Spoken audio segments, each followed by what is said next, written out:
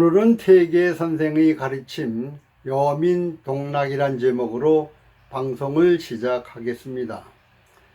알면서 실천하지 않는 것은 참된 알미 아니다. 나라를 걱정하되 벼슬에 연연하지는 말라. 예를 알아야 바른 사람이 된다. 진정으로 현명한 사람은 쾌락을 추구하지 않고 남을 위해 선을 행하는 데서 기쁨을 찾는다. 깨달음으로 자신을 돌아보는 마음 공부가 진짜 공부이며 지혜로운 삶이라고 많은 가르침을 남기신 퇴계 이황 선생은 성균관, 대사성, 부지학, 공조 참판 등에 임명되었으나 벼슬을 모두 사양하고 고향으로 돌아갔습니다. 벼슬을 사양하고 고향에 돌아와 제자들을 양성한다는 소식이 널리 퍼지자 일찍이 영의정의 벼슬을 지낸 바 있는 쌍취한 권철이 퇴계 이황을 만나고자 도산서당을 찾아왔습니다.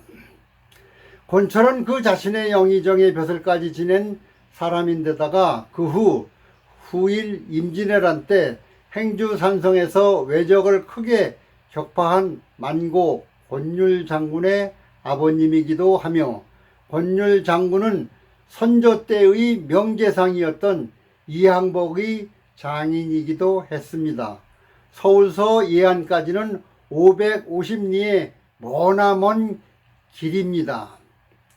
영의정까지 지낸 사람이 머나먼 길에 일개 사수기 훈장을 몸소 찾아온다는 것은 그 당시의 관습으로서는 도저히 있을 수 없는 일이었습니다. 그러나 권철은 퇴계를 친히 방문하기로 했던 것입니다. 도산서당에 도착하자 퇴계는 동구밭까지 예의를 갖추어 영접을 하였습니다. 그리하여 두 학자는 기쁜 마음으로 학문을 토론하였습니다. 거기까지는 좋았는데 그러나 식사 때가 문제였습니다.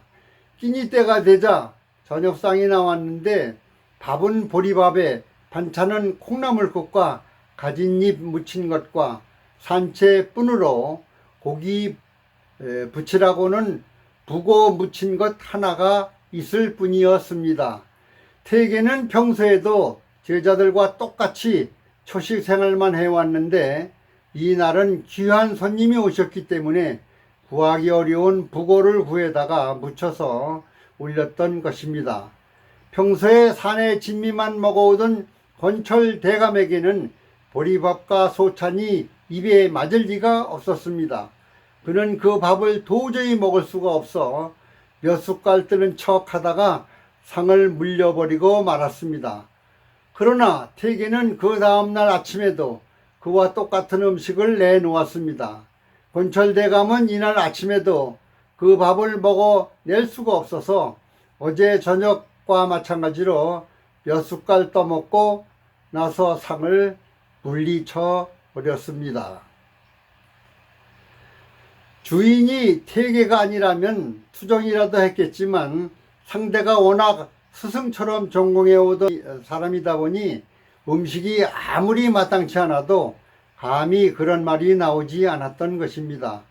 사태가 그렇게 되고 보니 권철 대감은 도산서당에 며칠 더 묵어가고 싶어도 음식이 입에 맞지 않아 더 묵고 있을 수가 없었습니다.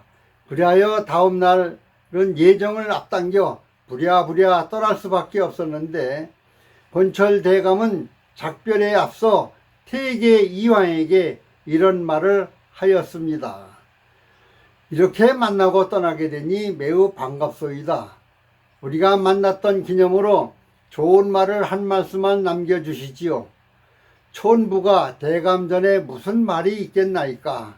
그러나 대감께서 모처럼 말씀하시니 제가 대감에게서 느낀 점을 한 말씀만 드리겠습니다. 퇴계는 옷깃을 바로 잡은 뒤에 다시 이렇게 말했습니다. 대감께서 원로에 누지를 찾아오셨는데 제가 융숭한 식사 대접을 못해드려서 매우 송구스럽습니다. 그러나 제가 대감께 올린 식사는 일반 백성들이 먹는 식사에 비하면 더할 나위 없는 성찬이었습니다. 백성들이 먹는 음식은 깡보리밥에 된장 하나가 고작입니다. 그럼에도 불구하고 대감께서는 그 음식이 입에 맞지 않아 제대로 잡수시지 못하는 것을 보고 저는 이 나라의 장래가 은근히 걱정이 되옵니다. 무릇 정치의 요체는 여민 동락에 있사온데 관과 민의 생활이 그처럼 동떨어져 있으면 어느 백성이 관의 정치를 믿고 따르겠습니까? 대감께서는 그 점에 각별히 유의하시기 바랄 뿐이옵니다. 그 말은 폐부를 찌르는 듯한 추원이었습니다. 태계가 아니고서는 영의저에게 감히 누구도 말할 수 없는 직간이었습니다. 권철대감은 그 말을 듣고 얼굴을 붉히며 머리를 수그렸습니다. 참으로 선생이 아니고는 누구에게도 들어볼 수 없는 충고이십니다. 나는 이번 행차에서 깨달은 바가 많아 집에 돌아가거든 선생 말씀을 잊지 않고 실천하도록 노력하겠습니다. 권철대감은 크게 깨달은 바 있어 태계의 충고를 거듭 고마워하였습니다. 그리고 귀가하자 가족들에게 태계의 말을 자상하게 전하는 동시에 그날부터 태계를 본받아 일상생활을 지극히 검소하게 지냈다고 합니다. 그런데 지금 이 나라의 정치권에서는 태계 선생처럼 직언을 하는 분도 권철 정성처럼 직언을 받아들일 줄 아는 분도 보이질 않습니다. 오직 시장 잡배들의 시궁창 속의 싸움으로만 보일 뿐이니 나만 느끼는 걸까요? 아니면 나라 복이 여기까지인가요? 요즘 정치권은 여민 동락이 아니라 권력자 동락으로 가고 있으니 정말 답답합니다. 다음 이야기는 학자요, 정치가요, 목사요, 주한 미국 대사 제임스 레이니는 임기를 마치고 귀국하여 에머리 대학의 교수가 되었습니다. 그는 건강을 위해서 매일 걸어서 출퇴근하던 어느 날 씁쓸하게 혼자 있는 노인을 만났습니다. 레이니 교수는 노인에게 다가가 다정하게 인사를 나누고 말벗이 되어 주었고 그 후 그는 시간이 날 때마다 외로워 보이는 이 노인을 찾아가 집들마당 잔디를 깎아주거나 커피를 함께 마시면서 2년여 동안 교제를 나누었습니다.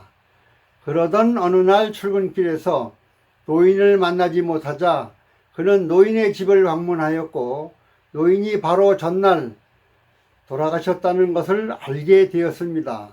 그 사실을 알고 그는 곧바로 장례식장을 찾아 조문하면서 자신과 교제했던 노인이 바로 코카콜라 회장을 지낸 분임을 알고 깜짝 놀랐습니다.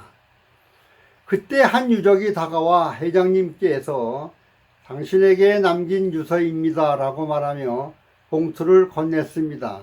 노인의 유서의 내용을 본 그는 더욱 놀랐습니다. 그 유서에는 이렇게 쓰여 있었습니다. 2년여를 내 집을 앞을 지나면서 나의 말벗이 되어주고 우리 집들의 잔디도 깎아주며 커피도 함께 마셨던 나의 친구 레인이 정말 고마웠어요. 나는 당신에게 20억 달러와 코카콜라 주식 5%를 유산으로 남깁니다. 너무 뜻밖의 유산을 받은 레이니 교수는 놀라지 않을 수 없었습니다. 첫째, 세계적인 부자가 그렇게 검소하게 살았다는 것. 둘째, 자신이 코카콜라 기업 회장이었음에도 자신의 신분을 밝히지 않았다는 것.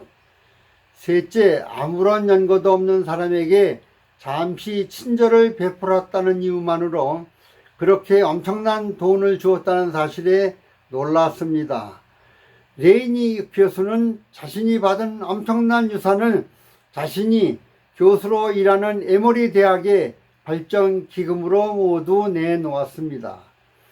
제임스 레이니 교수가 노인에게 베푼 따뜻한 마음이 엄청난 부가 굴러 들어왔지만 그는 그 부에 도취하지 않고 오히려 그 부를 학생과 학교를 위한 기금으로 내놓았을 때 그에게는 에모리 대학의 총장이라는 명예까지 주어졌습니다.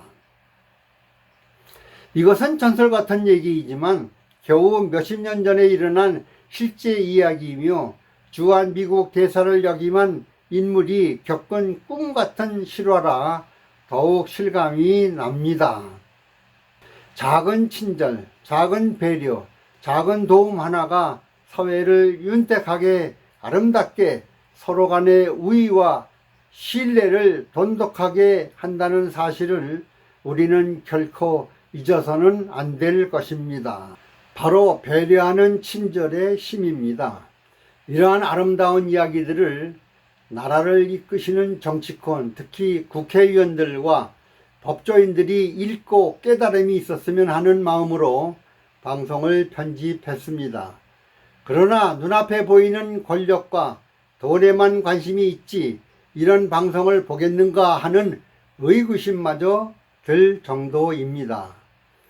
온갖 벼슬도 마다하고 남은 여생을 후학지도에 올인하신 태계 이황 선생의 가르침, 국민과 함께 즐거운 정치, 즉 여민동락 정신으로 나라를 이끌고 있는지 아니면 여금권 동락 정신으로 나라를 이끌고 있는지 스스로의 반성의 기회를 가져보시기 바랍니다. 사람다운 사람이면 양심이 있어 양심이 발동되지만 악인들의 가슴 속에는 양심이 없습니다. 그래서 권력과 돈만 눈에 보입니다. 오늘의 시국을 볼 때 가슴 답답한 심정으로 방송을 했습니다. 공감하시면 구독과 좋아요 눌러주시면 고맙겠습니다. 왜냐하면 정치권이나 고위공직자들은 유튜브 중 구독자 수가 많은 방송 위주로 보기 때문입니다.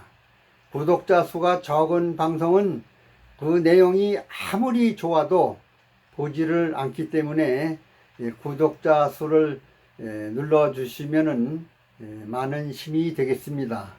오늘 방송은 여기서 마치겠습니다. 끝까지 시청해 주셔서 대단히 감사합니다.